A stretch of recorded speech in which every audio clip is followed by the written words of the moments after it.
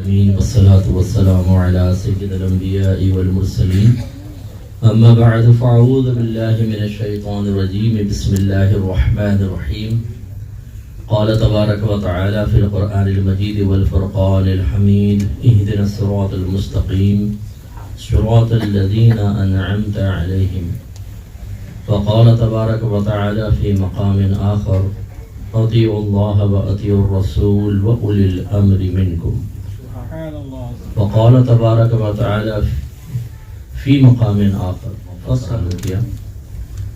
اور حضرت نے ان سے بھی معذرت خواہ ہوں کہ جو میری تعریف میں مبالغہ آرائی کی ہے میں اس پہ یقیناً نہ مستحق ہوں نہ اس قابل ہوں.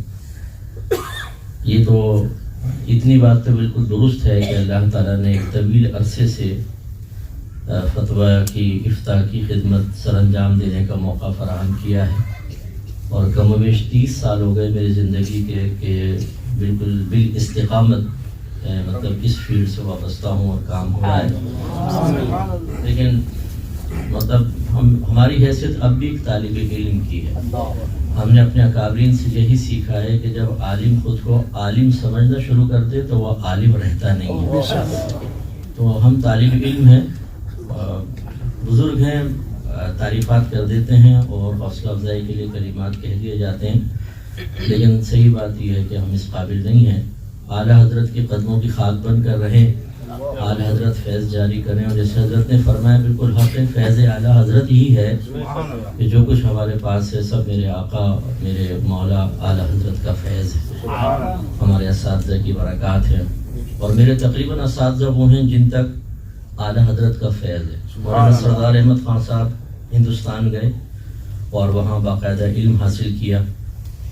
پھر وہ تشریف لائے تو ہمارے استاد محترم مفتی عبدالقیم ہزاری صاحب نے آپ سے علم حاصل کیا اور ان سے افتاء کی تربیت پھر میں نے لی. اس طرح عبدالحکیم شرف قادری صاحب تھے، انہوں نے بڑا فیض حاصل کیا.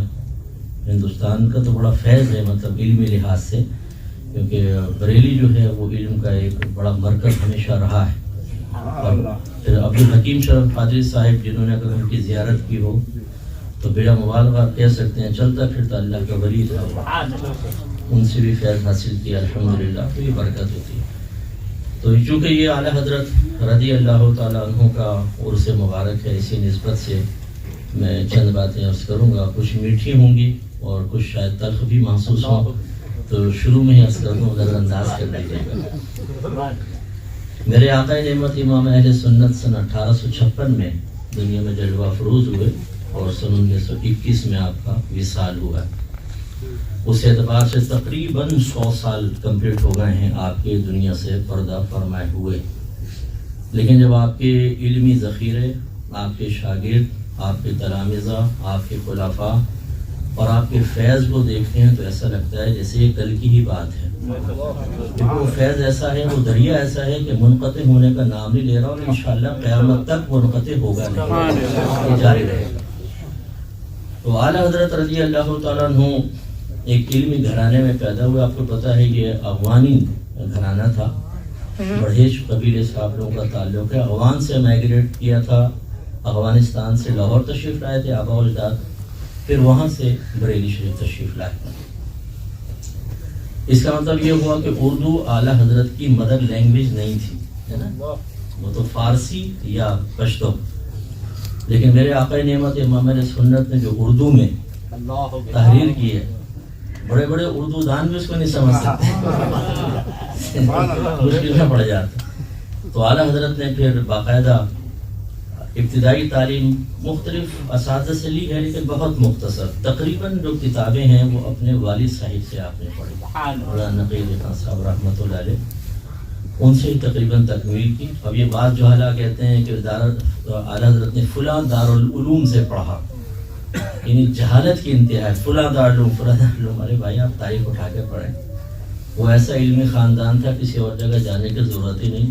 اور جس دارالعلوم کا آپ نام لیتے ہیں وہاں یہاں کا فیض ہی وہاں پہ پہنچا ہوگا تو کچھ کام ہوا ہوگا. ہمارا تو یہاں کا طالب علم وہاں کے استاد کا مقابلہ کر لے. تو خلاصہ کلام یہ ہے کہ جس طرح کی الٹی سیدھی باتیں بھی اعلیٰ حضرت کی طرف منسوب کر دی جاتی ہیں، خصوصاً ہماری وہ ینگ جنریشن جو کسی زندہ مفتی صاحب سے چیز معلوم نہیں کرتے، بلکہ ان کے جو مفتی گوگل، ان سے فیضیاب ہوتے ہیں. مفتی گوگل پہ بیٹھے، لکھا، سرچ کیا، سامنے آ گیا، بس یہ جو کہہ رہے ہیں وہ صحیح ہے. اور آپ کو پتا ہے کہ مفتی گوگل ہر طرح کی رتبہ یابی سے بھرپور ہے، الٹی سیدھی ہر چیز ڈال دی گئی ہے. وہاں سے ہم لوگ جب معلومات حاصل کرتے ہیں تو آپ کو پتا ہے کہ کتنی فیک چیزیں ہوتی ہیں. ہماری انڈین نیشن جانتی ہے، یوٹیوب پہ آپ جائیں گے، اوپر ہیڈنگ کچھ اور ہوگی، جب آپ کلک کر کے دیکھیں گے جو لکھا ہے وہ ہوگا ہی نہیں اس میں نا، وہ صرف کلک کرواتے ہیں تاکہ زیادہ سے زیادہ ویورز ہوں اور ان کو تھوڑا پیسہ مل جائے. تو جھوٹ، رد و یابی سب بھرا ہوا ہے. معلومات کے حصول کا طریقہ یہ نہیں ہے کہ ہم ان بے سروپا اور ناقص قسم کے سورسز یا ریسورس استعمال کریں، بلکہ علماء سے معلوم کرنا چاہیے. تو اعلیٰ حضرت نے گھر میں ہی تعلیم حاصل کی ہے، اکثر حضرت آل رسول رحمۃ اللہ علیہ سے بھی حاصل کی، اور اس کے علاوہ دیگر اکابرین سے، لیکن زیادہ اپنے والد صاحب سے پڑھی. 14 سال کی عمر میں تعلیم بالکل کمپلیٹ، اور 14ویں سال میں ہی آپ نے پہلا فتویٰ لکھا جو ریاضت کے متعلق تھا، اور والد صاحب کو پیش کیا اور بڑا بہترین فتویٰ لکھا تھا. اسی دن سے فتویٰ دینے کی اجازت مل گئی. کچھ نواسوں کا صدقہ عطا ہو، اپنے در پہ آیا وہ بن کر سوار.